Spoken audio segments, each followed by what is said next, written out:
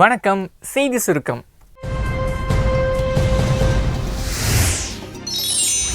அபிநந்தனோட இந்திய வருகையை மக்கள் திருவிழா மாதிரி கொண்டாடினாங்க. பாகிஸ்தான் ராணுவத்தால் இந்திய விமானப்படை வீரர் அபிநந்தன் புதனன்று சிறைபிடிக்கப்பட்டார்.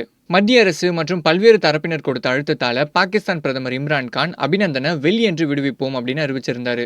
அதன்படி ராவல்பிண்டியிலிருந்து லாகூர் வரை விமானம் மூலம் அழைத்து வரப்பட்ட அபிநந்தன் அங்கிருந்து வாகா எல்லை வரை கார் மூலம் அழைத்து வரப்பட்டார். அப்புறமா பாகிஸ்தான் ராணுவத்தினர் இந்திய அதிகாரிகளிடம் அபிநந்தனை ஒப்படைச்சாங்க. அவரை வரவேற்க ஏராளமான பொதுமக்கள் வாகா அட்டாரி எல்லையில கூடினாங்க. அதிகாரிகள் அவரை ஒப்படைச்சதுமே மக்கள் ஆரவாரத்தோட ஆடி பாடி தங்களோட மகிழ்ச்சியை வெளிப்படுத்தினாங்க.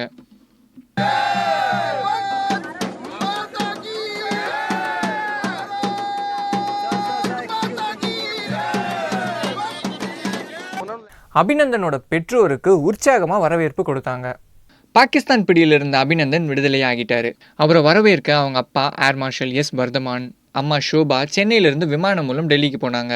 விமானத்தில் ஏறின உடனே சக பயணிகள் அவங்கள கை தட்டி வரவேற்றாங்க. அபிநந்தனோட பேரண்ட்ஸை பார்த்து சந்தோஷமான பயணிகள் அவங்க கூட ஃபோட்டோவும் எடுத்துக்கிட்டாங்க.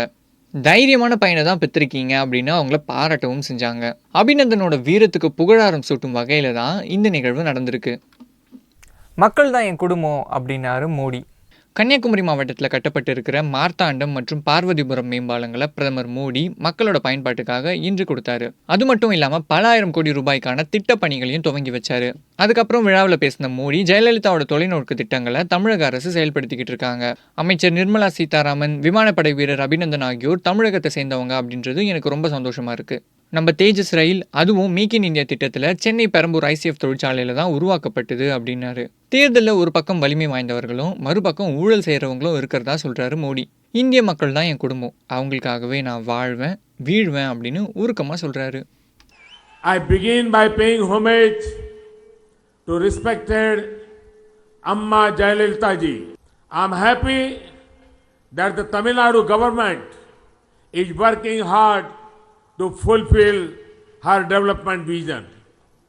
I am proud that India's first woman defense minister, Nirmala ji, is from Tamil Nadu. Every Indian is proud that the brave wing commander Abhinandan belongs to Tamil Nadu. I would also like to congratulate the Vivekanand Kendra on being conferred the Gandhi Peace Prize a few days ago. +2ல 100 mark முறை எப்படி இருக்கு? 12ஆம் வகுப்பு பொது தேர்வு துவங்கியாச்சு. 8,97,992 மாணவ மாணவிகள் இந்த தேர்வு எழுதுறாங்க. +2 பசங்களுக்குலாம் ரொம்ப கஷ்டமாக இருக்குன்னு 1200 மார்க்ஸில் இருந்த எக்ஸாம்ஸை இப்போ 600 மார்க்ஸ்க்காக குறைச்சிருக்காங்க. பேப்பர் ஈஸின்னு சொல்ல முடியாது, டஃப்னு ஒரு பிட் சேலஞ்சிங்னு சொல்லலாம். அதாச்சு எழுத முடியாது, ஆனால் நல்லா யோசிக்கணும், அந்த மாதிரியும் சொல்லலாம். போன வருஷம் பேப்பர் 1 பேப்பர் 2 அப்படி இருந்ததுனால அது கொஞ்சம் டைம் கிடச்சிச்சு. முதல்ல செய்யுள் பகுதி படித்து எழுதணும், அப்புறமா கதை சுருக்கம் அதெல்லாம் படித்து எழுதணும். ஸோ கொஞ்சம் டைம் இருந்தது, ரிவைஸ் பண்ண நிறைய டைம் இருந்தது.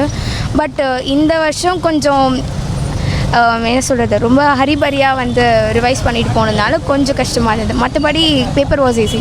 பள்ளி கல்வித்துறை அமைச்சர் செங்கோட்டையன் ஒரு பள்ளிக்கு போயிட்டு ஆய்வும் செஞ்சார். இந்த வருஷம் 47 சிறை கைதிகளும் இந்த +2 தேர்வை எழுதுறாங்க. ஆந்திராவுக்கு தமிழக அரசு முழு ஒத்துழைப்பு. செம்மர கடத்தலை எப்படிலாம் தடுக்கலாம் அப்படின்னு வனத்துறை, காவல்துறை, அப்புறம் அரசு செயலாளர்கள்லாம் ஒரு உயர்மட்ட குழு கூட்டத்தை திருப்பதியில் நடத்தினாங்க. இந்த கூட்டத்தில் ஆந்திரா, தமிழ்நாடு, கர்நாடகா மாநில அதிகாரிகள்லாம் கலந்துக்கிட்டாங்க. செம்மர கடத்தலை தடுக்கிறதுக்கு தமிழக அரசு ஆந்திராவுக்கு முழு ஒத்துழைப்பு கொடுக்கும்பா அப்படின்னு நம்ம சட்ட ஒழுங்கு ஐஜி மகேஸ்வரன் சொன்னார். தமிழகத்தில் மலைவாழ் மக்கள்லாம் செம்மர கடத்தலில் ஈடுபடாமல் இருக்க விழிப்புணர்வு மற்றும் திறன் மேம்பாட்டு பயிற்சியும் வழங்கப்படும் அப்படின்னு அவர் சொன்னார். செஞ்சுரி அடிப்பாரா Roger Federer? Dubai Open tennis காலிறுதி ஆட்டத்தில் ஜாம்பவான் ரோஜர் ஃபெடரரும் ஹங்கேரி வீரர் மாடோனும் மோதினாங்க. நிறைய அனுபவம் இருக்கிற ரோஜர் 7-6, 6-4 என்ற செட் கணக்கில் ஹங்கேரி வீரரை வீழ்த்தி அரையிறுதிக்கு முன்னேறினார். உலக டென்னிஸ் அரங்கில் 7வது ரேங்கிங்கில் இருக்கும் ஸ்விஸ் வீரர் ஃபெடரர் இதுவரைக்கும் 99 பட்டங்களை வாங்கியிருக்காரு. துபாய் ஓப்பனை ஜெயிச்சா 100வது பட்டம் வெல்லும் 2வது வீரர் அப்படின்னு சாதனை படைப்பார். அமெரிக்காவோட ஜிம்மி கார்னல்ஸ் 109 பட்டங்களோட முதலிடத்துல இருக்காரு. 7-6, 6-4.